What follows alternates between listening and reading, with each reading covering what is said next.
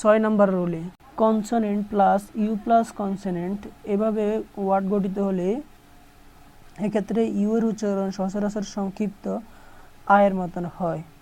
আমি আবার বলছি, consonant plus U plus consonant এভাবে ওয়ার্ড গঠিত হলে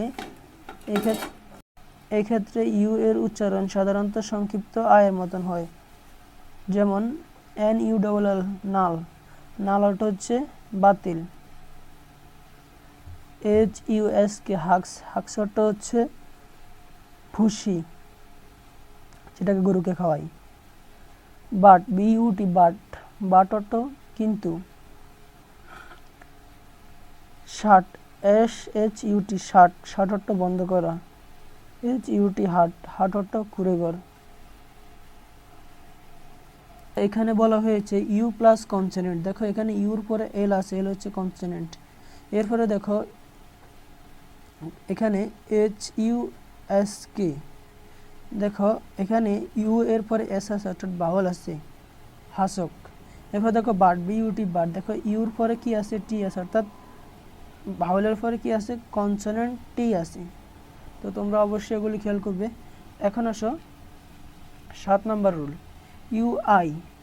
UI প্লাস কনসোনেন্ট এর পরে অন্য কোনো স্বরধ্বনি বা ভাওয়াল না থাকলে কি বলা হয়েছে, UI প্লাস কনসোনেন্টের পরে যদি কোনো ভাওয়াল না থাকে বা স্বরধ্বনি অথবা ভাওয়াল না থাকে, তাহলে UI এর উচ্চারণ হয় ইউ এর মতো। যেমন GUI LTY গিল্টি, গিল্টি হচ্ছে অপরাধী বা দোষী। CIRCUIT সার্কিউট, সার্কিউট হচ্ছে বর্তনী। এরপরে দেখো গিল্ট, GUILT গিল্ট, গিল্ট অর্থ দোষ বা অপরাধ। এখন আসো U plus consonant plus I কিংবা কনসোনেন্ট প্লাস আর অথবা আর প্লাস UI এভাবে ওয়ার্ড গঠিত হলে UI এর উচ্চারণ উই এর মতন হয়, উই এর মতন হয়। যেমন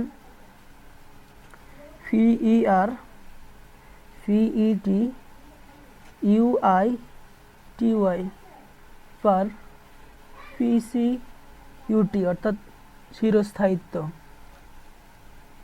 এরপর আরেকটি উদাহরণ INGENUITY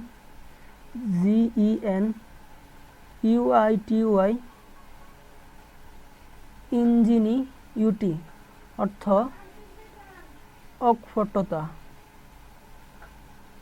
fluid, FLUID fluid, fluid অর্থ তরল পদার্থ।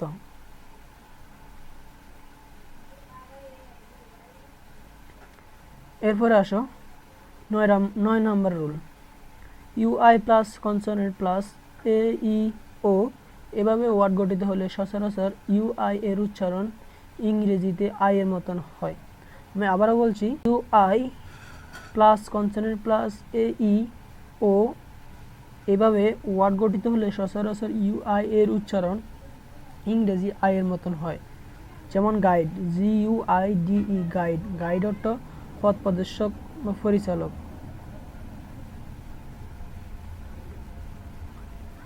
GUILE গাইল, গাইল অর্থ হচ্ছে ছলনা। GUISE গাইজ, গাইজ অর্থ ছদ্মবেশ।